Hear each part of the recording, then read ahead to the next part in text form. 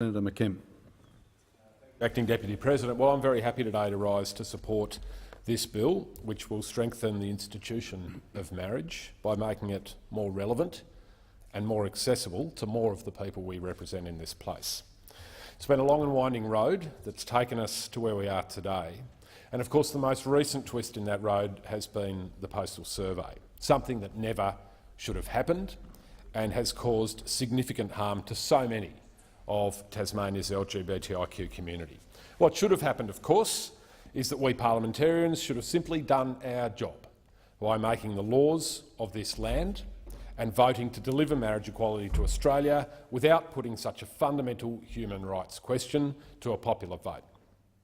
After all, there was no popular vote before the Coalition and Labor got together in 2004 to insert the hateful and discriminatory amendments into the Marriage Act that survive to this very day, that marriage in Australia can only be between a man and a woman.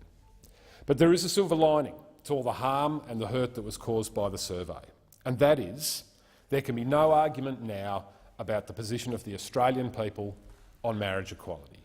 It turns out that the silent majority in this country believe in fairness and equality. Who would have thought it?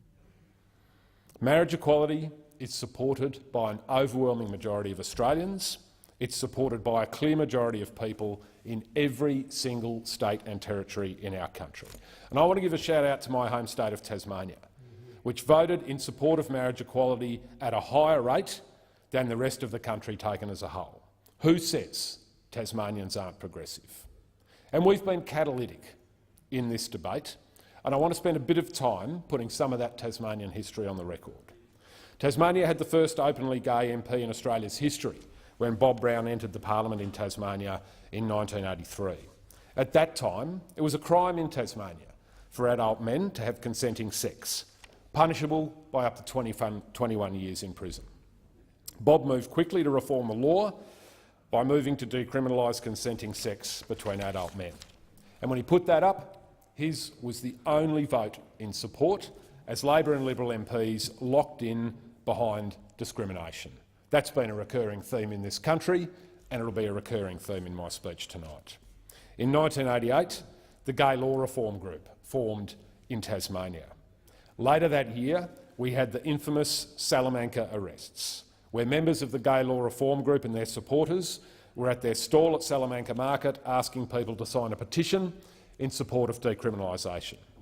They were asked to desist, they refused, and the arrest of 130 people followed shortly afterwards. Those people included Rodney Croome, and there have been many who've given a lot to the campaign for marriage equality in Australia. But Rodney, in my view, is the person who has done more by some margin than any other Australian to campaign for marriage equality, not just in Tasmania but nationally, and get us to where we are today. It's worth pointing out in the context of the Salamanca arrests that, to its credit, the Hobart City Council, which runs Salamanca Markets, apologised in 2008 for its role in those arrests. And later, in 2013, the Hobart City Council had embedded across the pavement on each side of Salamanca Place, at the market boundary, which people were arrested for crossing to campaign to remove discrimination, had embedded two phrases of apology. They are beautifully lit from below at night, and they read, "Forgive me for not holding you in my arms, and in the wake of your courage I swim." Beautiful words and beautiful sentiments. It was around the time of the Salamanca arrests that the then Liberal Premier of Tasmania, Robin Gray, said this: "Everyone's welcome in Tasmania. Even greenies are welcome in Tasmania, just not homosexuals," said Robin Gray. What a time that was. It was also around then that I witnessed something personally that stayed starkly with me to this very day. I was at a rally, I saw a rally opposing the decriminalisation of sex between consenting adult men. I was at Salamanca Market, saw the rally from a distance and wandered over to have a look. And I saw a sign at that rally that I remember verbatim to this very day. It said this: Kill all the poofters before they kill us all with AIDS. What a time that was in Tasmania.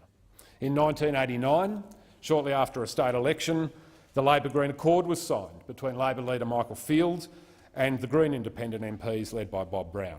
That accord included a commitment to gay law reform, a commitment to end the criminalisation of consenting sex between adult men. Legislation was tabled and passed through the lower house, but was twice rejected by Tasmania's upper house in 1990 and 1991. In 1991, Rodney Croome and his then partner Nick Toonan took Tasmania's discriminatory laws to the United Nations Human Rights Council. And in 1994, they memorably achieved victory in their case. That paved the way for Paul Keating to move the Human Rights Sexual Conduct Bill, which passed then through the Commonwealth Parliament. Again, events in Tasmania catalysing national reform to reduce discrimination faced by LGBTIQ people. It was that Act, the Human Rights Sexual Conduct Act, which allowed Rodney and Nick to take their famous High Court case against the Tasmanian government in 1995. When the High Court accepted that case for hearing, then Liberal Premier Tony Rundle agreed to grant his MPs a conscience vote on the issue of decriminalisation. So, then Greens leader Christine Milne put up a bill which passed through the lower house, and then on May 1st, 1997, it passed by a single vote in Tasmania's upper house and became law shortly afterwards. What a time. In 2003, Tasmania passed Australia's first civil partnerships legislation, and that remains to this day Australia's most comprehensive and inclusive relationships legislation. A year later, of course, John Howard, with the support of the Labor Party, took Australia in the opposite direction by amending the Marriage Act to explicitly ban same-sex marriage. In 2005, I had a sushi lunch with Rodney Croome, at which we decided to work together to draft and table bills to provide for same-sex marriage in Tasmania. We did so because both of us believed that if we could achieve marriage equality, we would erase all other forms of discrimination faced by LGBTIQ people along the way. As Greens Justice spokesperson, I became the first member of any parliament in Australia to introduce explicit marriage equality laws when I tabled the cognate package of same-sex marriage bills. It was during our campaign in support of that legislation that Rodney Croome and I decided to head up to the North Island and promote marriage equality. And as part of that, we had an event at the Newtown Hotel in Sydney. It was in the big upstairs room, acting Deputy President, and I tell you, they were hanging from the rafters that night. There were plenty of Greens at that event in support of marriage equality, but to my surprise, there were also plenty of Labor people there too, but not to support my bills. Rainbow Labor stacked that event, and they stacked it good and proper, and boy, did they let us have it. To say the place went off would be a gross understatement. It was hostile, there was plenty of shouting, the then co-convener of Australian Marriage Equality, Luke Garn, was spat on. I was heckled as a homophobe by Rainbow Labor for daring to try and deliver marriage equality in Tasmania. What a time that was. So I tabled my bills and couldn't get a single vote from a non-Green MP to even have them referred off to a House of Assembly committee. Not a single vote. Again, Labor and Liberal uniting to entrench discrimination in this country. What a time, Acting Deputy President. In July 2008, I tabled those bills again. And in 2010, I tabled them again. In 2012, having finally got the support of the Labor Party for marriage equality in Tasmania, I moved to that the House of Assembly express in principle support for marriage equality, which passed, therefore leading the Tasmanian House of Assembly to become the first chamber of any parliament in Tasmania to express in principle support for marriage equality. And then later that year, I co-sponsored with Labor Premier Lara Giddings the same-sex marriage bill, which went through the House of Assembly, and the House of Assembly in Tasmania then became the first chamber in any parliament to pass marriage equality legislation. And we thought we had the numbers. We thought we were going to get it up in Tasmania. We'd done the numbers and we thought we were a chance. Until a couple of days before the vote, we lost a vote we thought we had, and then on the floor during the debate, we lost another crucial vote. That second vote was cast by someone who was a devout Catholic. I'm not going to name them here, but I later found out that that person had been called the night before by Cardinal George Pell. Thankfully, he's got a little bit too much on his plate at the moment to be making those kind of calls today. I tell this story to reveal one of the ways that the hierarchy of the Catholic Church has operated behind the scenes to entrench discrimination in Australia.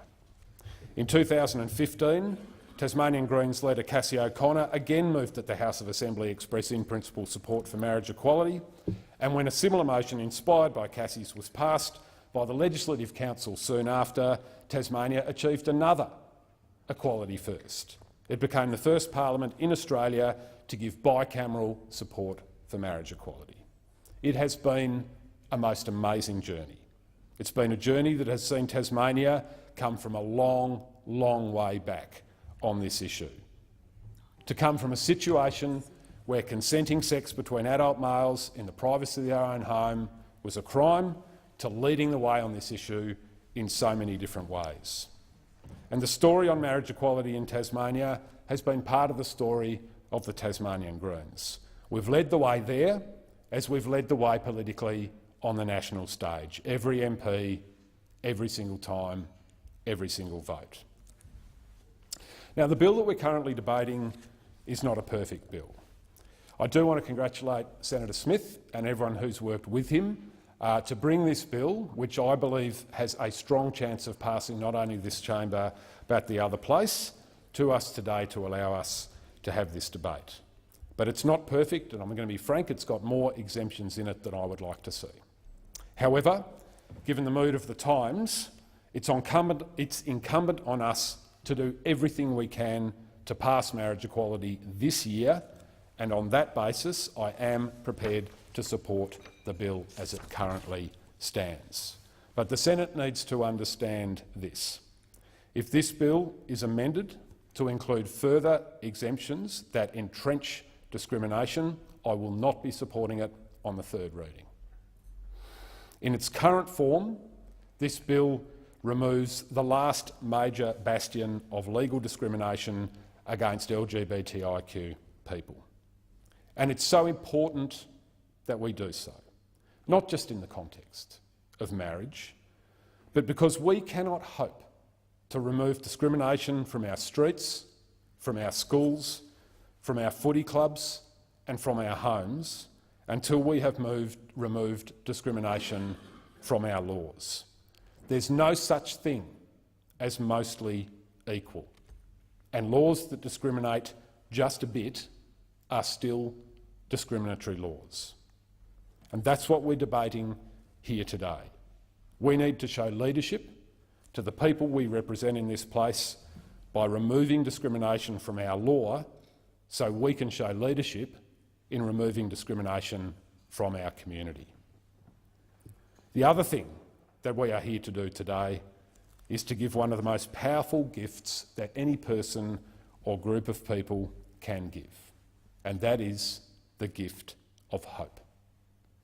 The gift of hope that gay, lesbian, bisexual, transgender, intersex and queer people can soon look forward to a wedding day.